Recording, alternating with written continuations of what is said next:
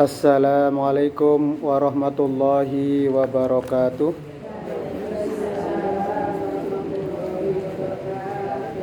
Alhamdulillah, nahmaduhu wa nasta'inuhu wa nastaghfiruh wa na'udzu billahi min syururi anfusina wa min sayyiati a'malina. May yahdihillahu fala mudhillalah wa may yudlilhu fala hadiyalah. Asyhadu an la ilaha illallah wahdahu la syarikalah wa asyhadu anna Muhammadan abduhu wa rasuluh la nabiyya wa la rasula ba'dah. Amma ba'du. Puji syukur, alhamdulillah, marilah kita panjatkan kehadirat Allah Subhanahu wa taala. Hari ini kita bisa melanjutkan keistiqomahan kita untuk thalabul ilmi, untuk silaturahmi, untuk bermuajahah, untuk bertatap muka, untuk bersaling salam-salaman. Alhamdulillah, ini adalah nikmat yang luar biasa yang bisa kita rasakan karena kita langsung membuktikannya, nikmat itu, dan mentasarufkannya, nikmat tersebut untuk kebaikan. Semoga ini bisa memberikan daya upaya kepada kita meningkatkan kualitas keimanan kepada Allah Subhanahu wa taala. Jamaah yang berbahagia, hari ini insyaallah kita akan membahas yang terkait dengan hal-hal yang negatif yang ada pada diri kita atau yang kita sebut sebagai akhlak yang tercela, akhlak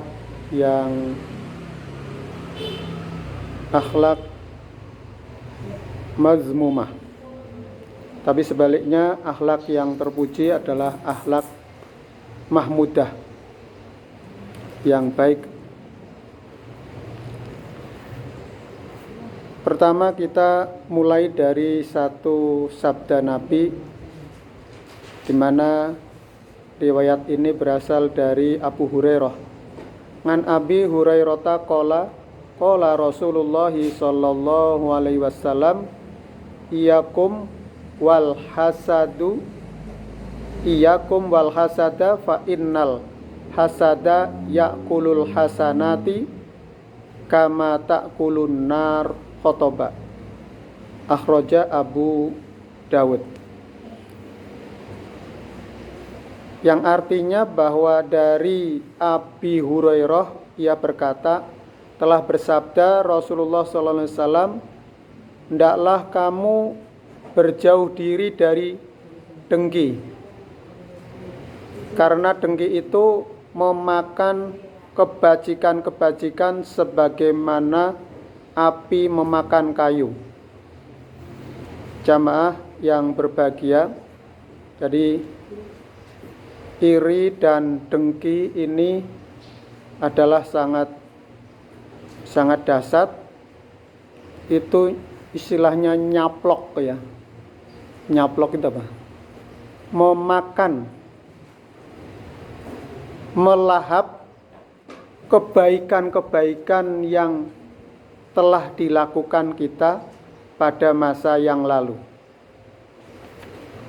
Nah, ini Rasulullah sallallahu alaihi wasallam, iyyakum wal hasad fa innal hasada ya'kulul hasanah.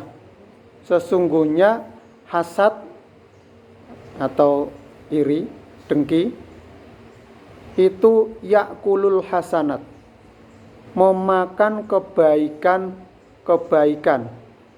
Ini seperti kayu yang terbakar atau dilahap oleh api. Jadi kalau musim kemarau itu, kayu itu terbakar karena kering, sudah hawane panas, semua apa yang di sekitar kita itu kering, sehingga itu bisa melahap habis, membakar habis. Nah, yang dibakar itu apa? Yang dimakan oleh hasad itu apa?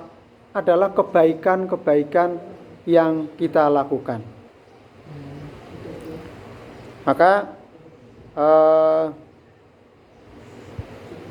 karakter-karakter yang negatif yang ada pada diri kita itu harus diminimalisir, dikurangi, bahkan sampai pada titik nol. Jadi yang ada adalah tinggal kebaikan-kebaikannya. Maka setiap saat, setiap waktu kita senantiasa diberikan kesempatan untuk jadidu imanakum, memperbarui keimanan kita. Dengan cara apa? Dengan bertobat, dengan cara memohon ampun kepada Allah. Nah, memohon ampun karena kita itu tidak lepas dari hubungan sosial dan masyarakat.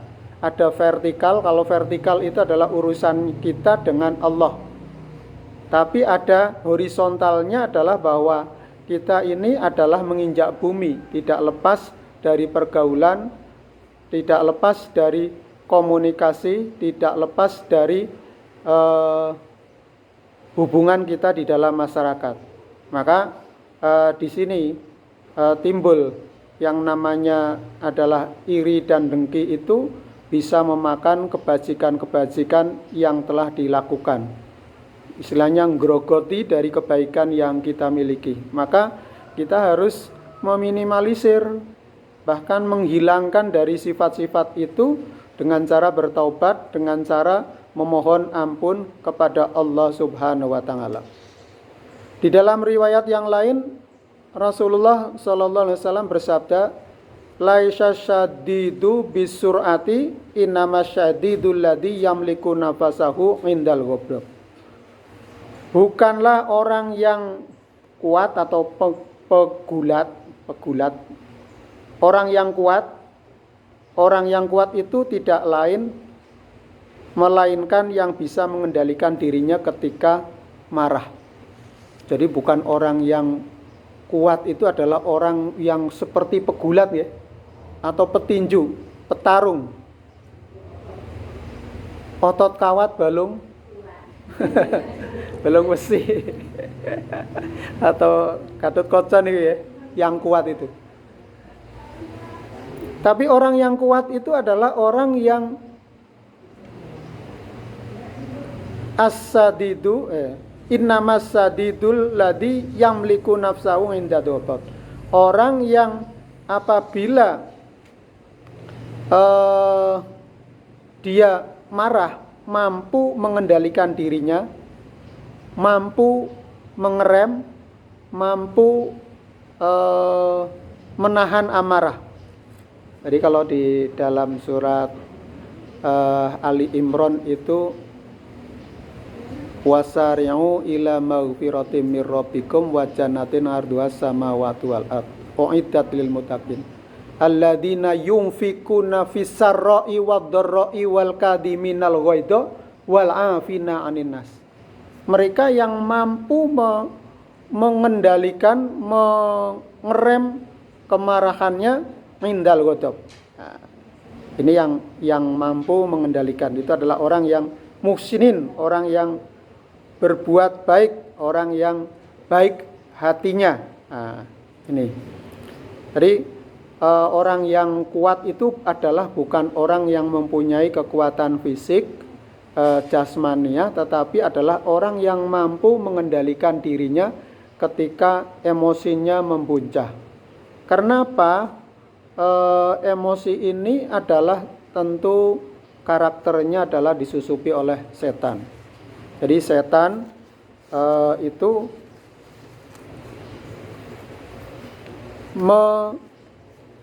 mempengaruhi dari perilaku dari manusia.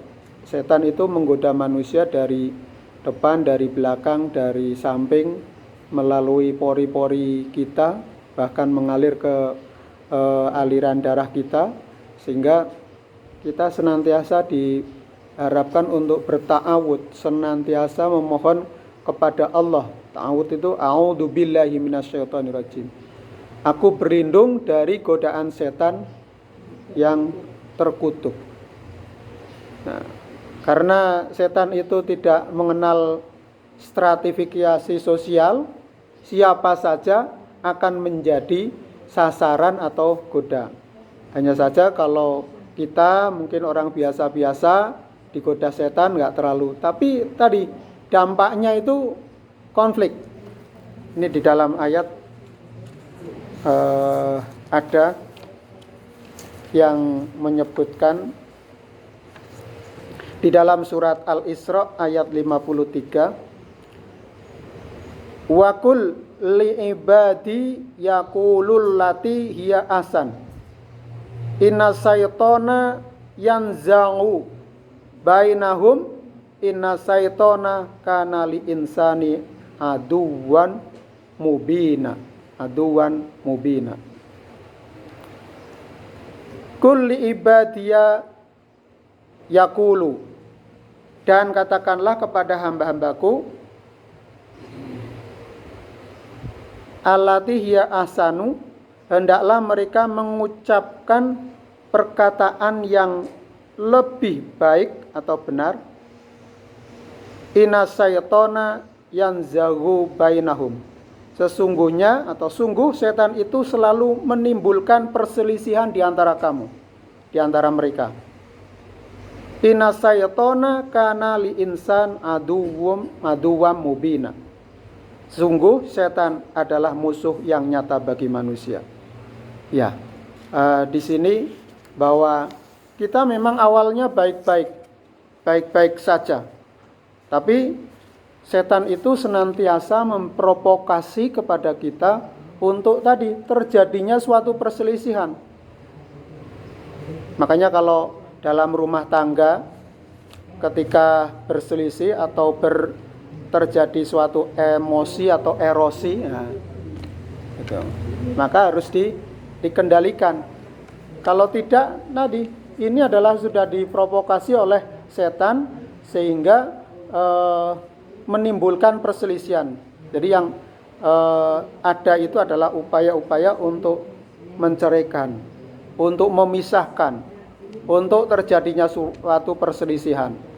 Maka manusia harus menyadari itu, karena sesungguhnya yang berbahaya itu adalah godaan rayuan setan.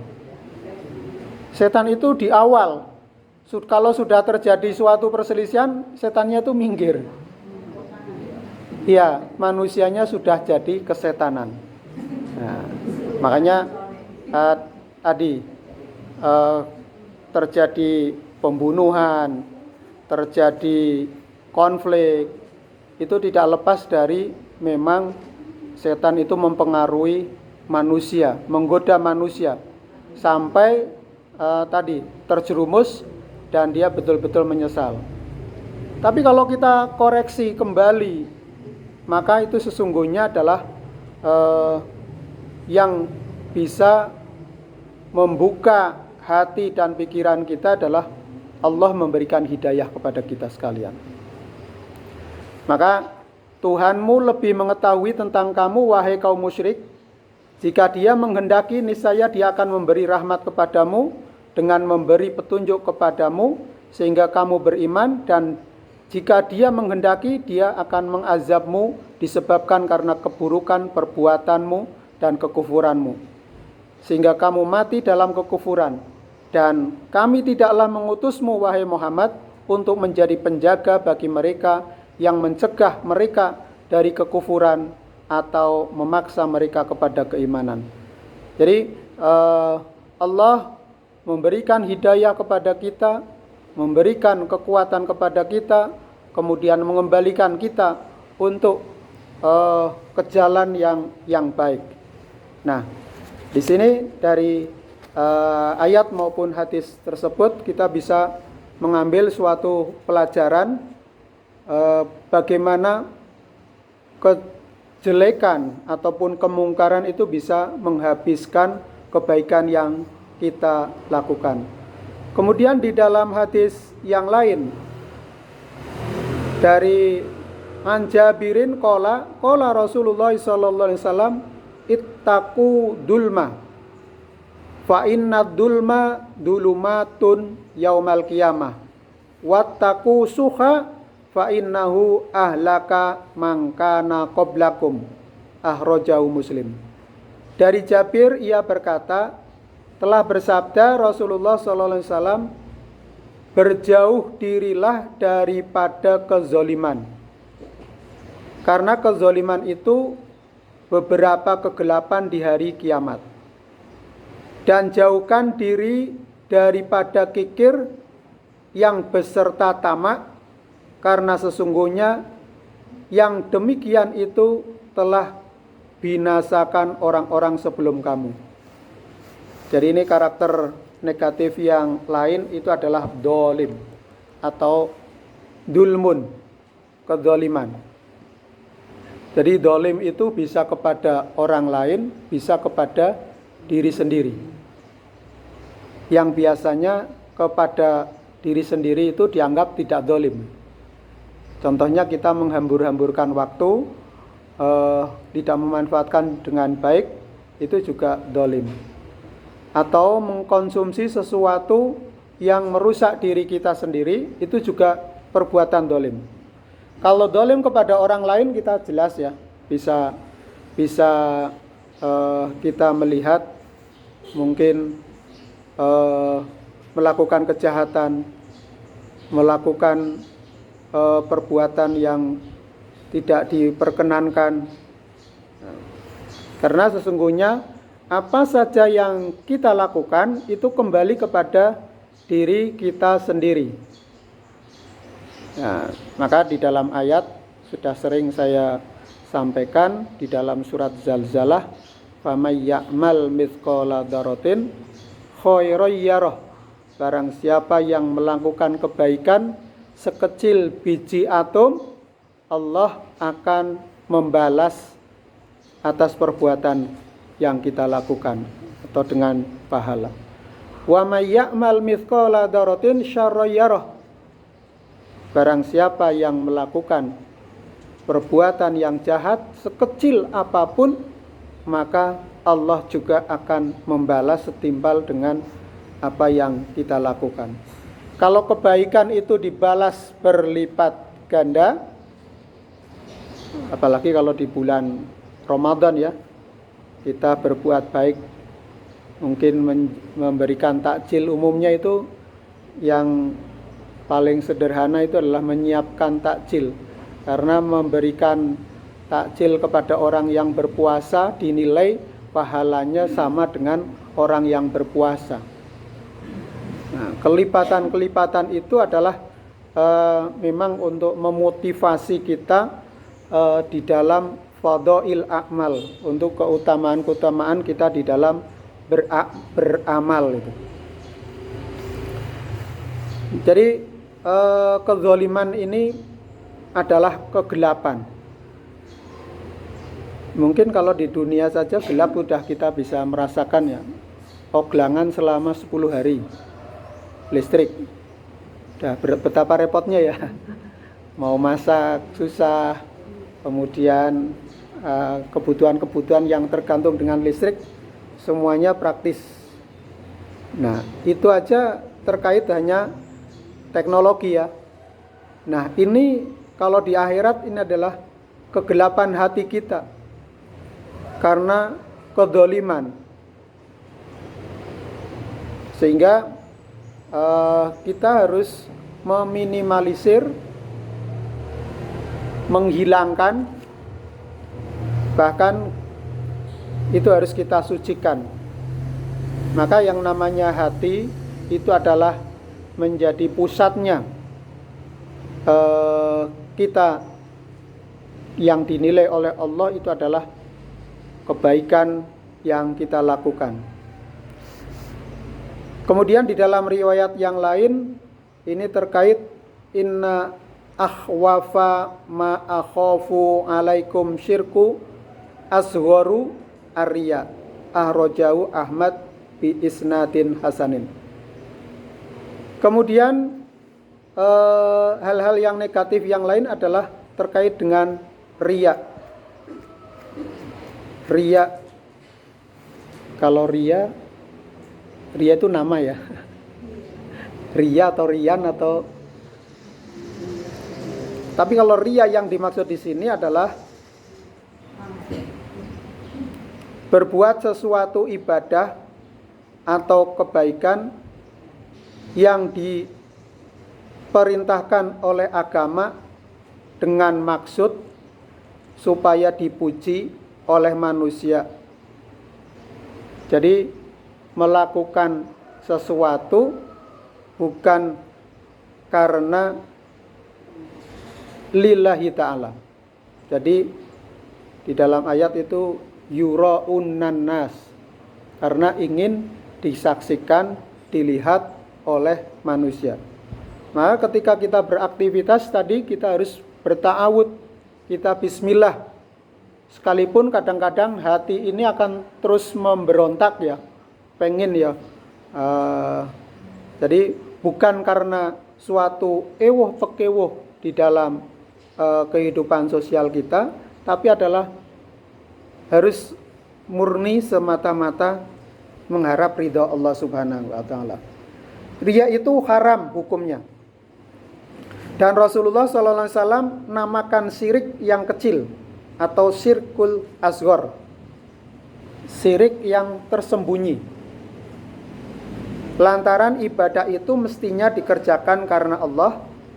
Maka apabila seseorang kerjakan sesuatu ibadah karena manusia, berarti ia samakan manusia itu dengan Allah tentang ia unjukkan amalnya.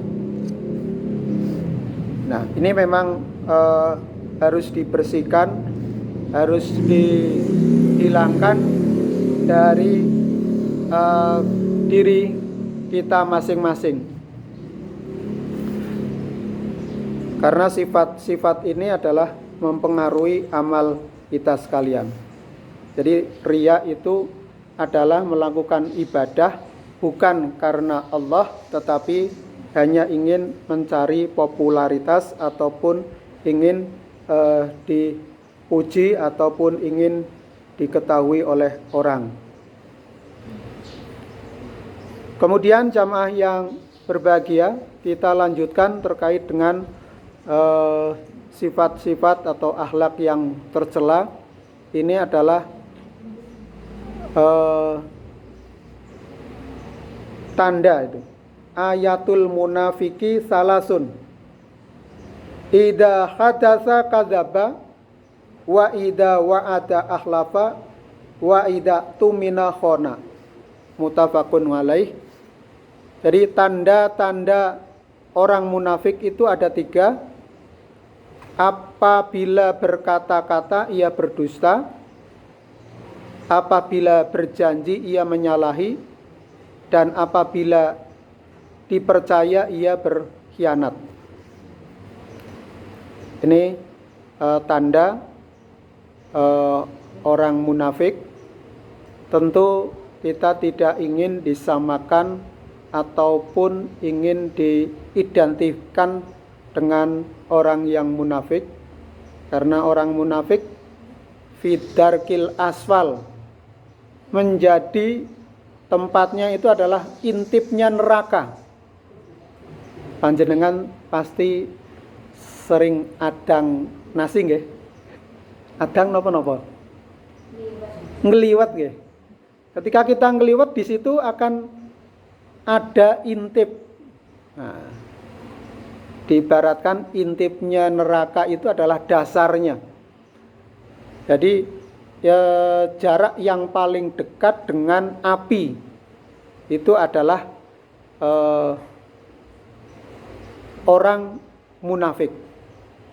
Jadi orang munafik itu karakter yang sangat negatif yang harus kita hindari, dan salah 3 cirinya itu adalah apabila berkata-kata ia berdusta. Jadi kalau tidak bohong ora plong. Jadi yang ada adalah berbohong. Maka kata-kata, antara kata dengan perbuatan mestinya adalah sama, seperti 2 sisi mata uang. yang tidak bisa dipisahkan. Nah, apa yang dikatakan dengan apa yang dilakukan itu harus sama. Nah, memang itu susah, tapi harus diupayakan supaya kita tidak dicap.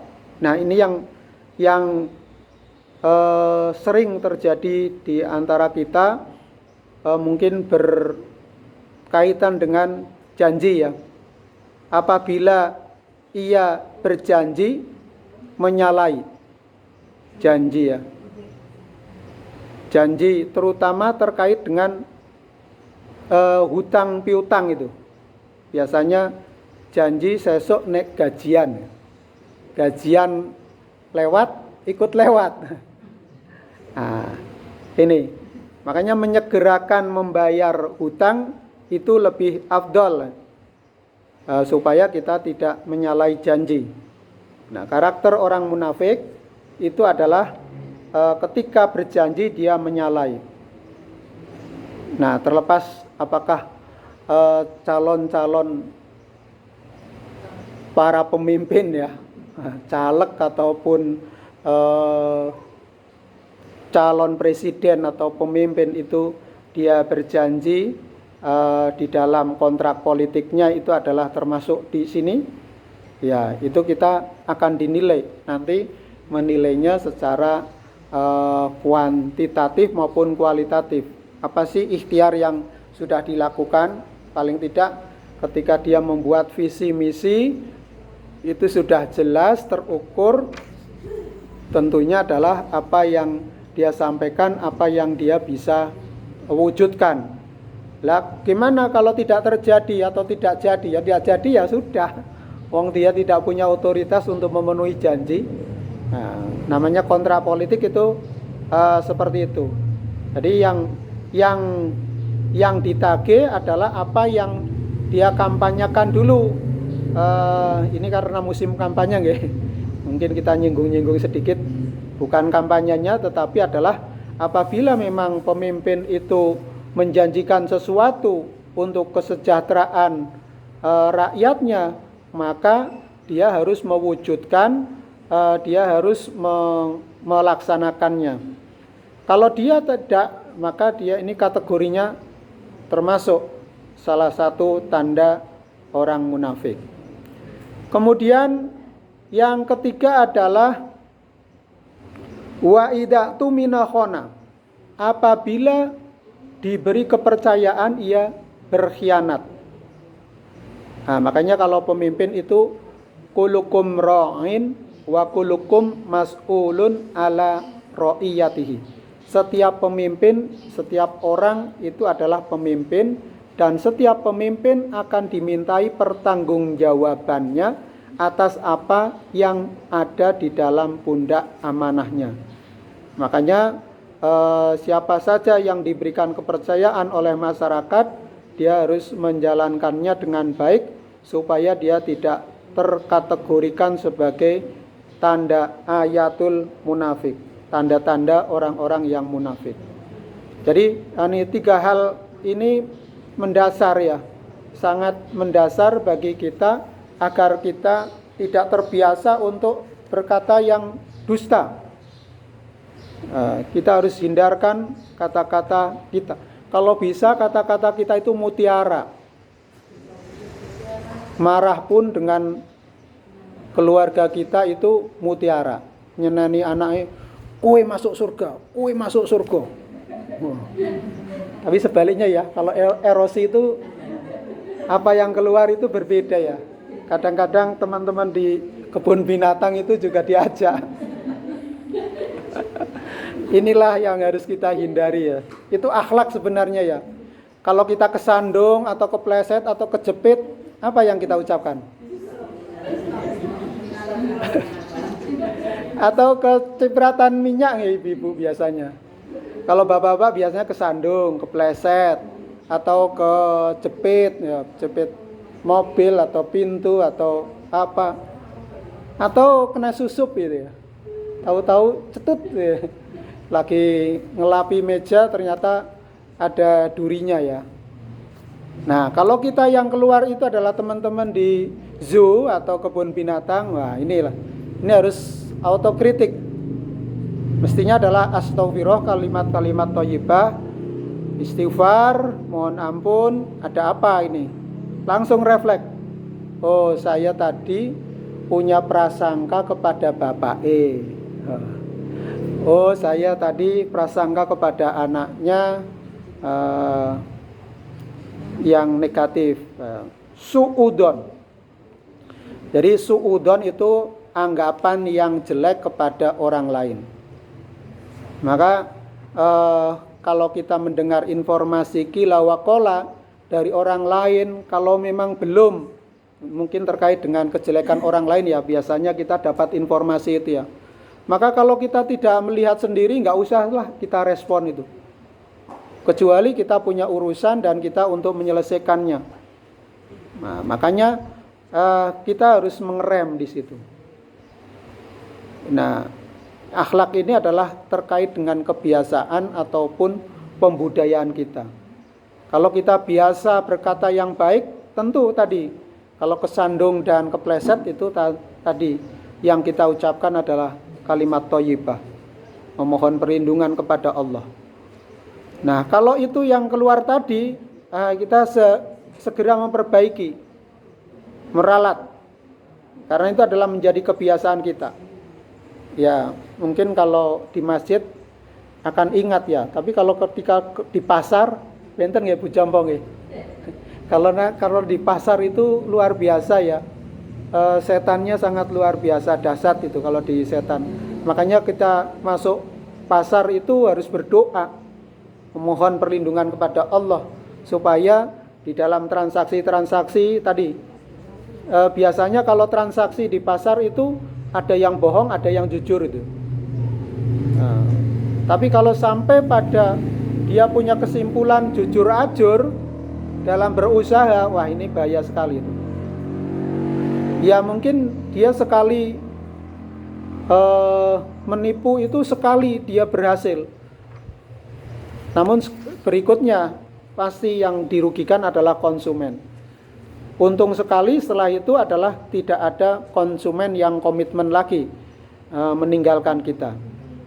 Nah, makanya di dalam transaksi ya harus jujur apa adanya. Atau kalau tidak mau itu ya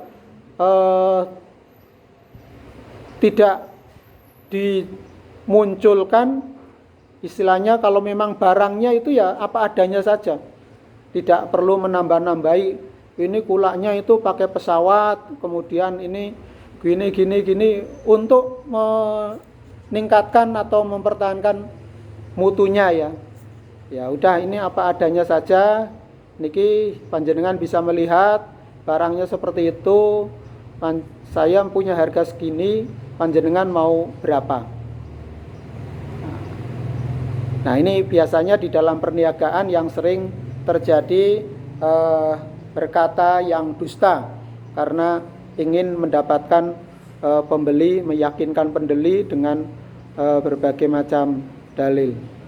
Kecuali ya memang di situ memang tertulis itu adalah berkualitas, bermutu, barangnya bagus, ya sudah, tidak melebih-lebihkan tetapi ya sesuai dengan kenyataannya. Kemudian juga di dalam janji, ketika janji di dalam transaksi ataupun mungkin pembayaran sudah dijanjikan sesuai dengan nota ataupun invoice ya, tagihan-tagihan ya sudah jatuh tempo ya itu harus dilaksanakan. Kalaupun belum bisa ya harus disampaikan. Makanya ini muamalah atau di dalam kita bertransaksi sangat penting sekali karena ini adalah menyebabkan tadi apakah kita akan menjadi orang yang tadi jadi intipnya neraka, orang yang berada di dasar neraka atau tidak. Sering terjadi memang di dalam muamalah ataupun di dalam perjanjian jual beli dan lain-lain terjadi yang namanya janji. Ya, itu yang terkait dengan pembayaran biasanya.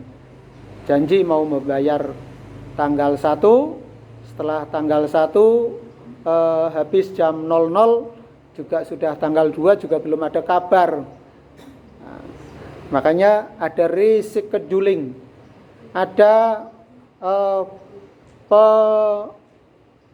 upaya untuk tadi mengatur janji lagi atau memperbaiki.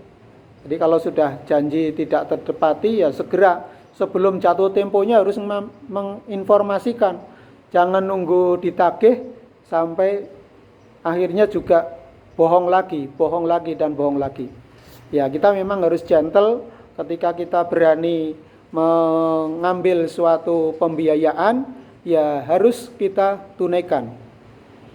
Ya, saya sebagai istilahnya dewan pengawas syariah sebagai lembaga keuangan, sering itu ada nasabah-nasabah yang tadi tidak sesuai dengan janjinya, mau membayar sekian, tanggal sekian, tapi tidak terpenuhi. Mestinya yang bersangkutan itulah yang harus dua belah pihak saling mengingatkan. Kemudian kalau pihak yang ditagih itu ya harus menyadari, sehingga di sini adalah antarodin, saling rela, ridho. Kalau tidak memang ada kesepakatan, ada janji, ada mungkin akan ada sanksi dari apa yang dia tidak tepati. Tapi itu semuanya adalah berdasarkan akad, berdasarkan perjanjian yang sudah disepakati. Nah, inilah muamalah-muamalah yang sering dijalankan di tengah-tengah masyarakat. Kemudian kaitannya dengan khianat tadi, percaya. Integritas seseorang itu sangat mahal. Jadi kalau seseorang itu sudah tidak dipercaya oleh yang lain, sangat berbahaya. Akhirnya dia tidak punya bolo. Karena hidup yang sejati di antara kita itu adalah hidup yang guyub rukun. Sing bagus itulah golek konco seakeh-akehnya, sebanyak-banyaknya. Karena nanti di akhirat kelak teman-teman yang baik akan tadi saling mendoakan, akan saling kan ada riwayat yang menyebutkan bahwa orang-orang yang soleh itu mendoakan ataupun memanggil saudara-saudaranya. Allah akan mengumpulkan orang-orang itu sesuai dengan temannya. Ya, kalau teman-temannya suka judi, dia akan dikumpulkan dengan para penjudi. Mereka teman-temannya yang suka mabuk-mabukan, dia akan dikumpulkan dengan para pemabuk.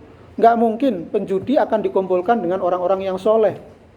Nah, makanya kita harus rubah kurikulum kita, kurikulum kehidupan kita. Kita rubah mindset kita. Apa pikiran-pikiran kita yang negatif itu kita format kembali, kita delete, kita hilangkan, kita jauhkan. Karena nanti di Jannatul Adn, Jannatul Naim, maka akan dikumpulkan orang-orang sesuai dengan kesolehannya atau temannya atau lingkungannya. Maka lingkungan kita itu alhamdulillah sekali, Perumahan Gria Cipta Laras ini guyub rukun, saling tolong menolong, bekerja sama, mewujudkan tadi lingkungan yang sehat, lingkungan yang baik untuk kita tumbuh kembang. Anak-anak kita, keluarga kita, tetangga-tetangga kita ini saling tegur sapa, saling bekerja sama, saling mendoakan. Nah, saling mendoakan itu penting ya. Karena kita tidak tahu di antara doa-doa kita itu siapa yang dikabulkan. Nah, luar biasa kalau mungkin panjenengan pernah menunaikan ibadah haji atau umroh, di sana itu kalau para syekh, kalau bertemu dengan teman atau apa itu minta doa. Saya pernah kemarin itu mendoakan orang India, orang Pakistan. Dia minta doa, dari mana? Dari Indonesia. Min aina? Min Indonesia. Naam. Doakan aku. Minta didoakan. Luar biasa. Karena mereka merasakan bahwa orang-orang yang mendoakan atau doa itu adalah menjadi kekuatan. Ad-doa silahul mu'minin. Doa itu menjadi senjata bagi orang Islam. Ya, betapa mungkin sekarang ini kondisi masyarakat di Palestina ya. Palestina dalam keadaan terjajah. Bahkan sarana prasarana itu dibom. Rumah sakit, sekolah di mana mereka berkumpul hancur. Mau berlindung kepada siapa? Mengandalkan doa-doa kita, orang-orang muslim di berbagai belahan dunia. Nah, itulah yang bisa kita lakukan untuk saling mendoakan, saling mengingatkan di antara kita. Tawasau bil haqqi wa tawasau bis sabr. Saling menasihati dalam kebaikan dan kebenaran dan kesabaran. Karena sabar itu orenek batase. Jadi sabar itu tidak ada batasnya. Kalau aku entek kesabaran ya berarti emosi. Ya, kalau kita sudah habis kesabarannya kita akan menjadi emosi. Emosi itu adalah tadi musuhnya setan itu. Setan itu seneng kalau ada orang yang berselisih gitu. Inna syaiton yanzahu bainahum. Setan itu selalu menimbulkan perselisihan di antara mereka. Maka kita senantiasa memohon kepada Allah agar akhlak kita, akhlak yang tercela ini terkikis pada diri kita, keluarga kita dan masyarakat kita, sehingga yang ada adalah keguyuban, kerukunan, kemudian saling tolong menolong, saling bekerja sama, saling membantu, saling menasehati, saling memberikan kebaikan, sharing kebaikan itu, saling berbagi kebaikan. Mekaten sudah telepik mau turun hujan, kupat siram santen, sedaya kelepatan kawula nyuwun pangapunten. Wabillahi taufik wal hidayah, waridho wal inayah. Wassalamualaikum warahmatullahi wabarakatuh.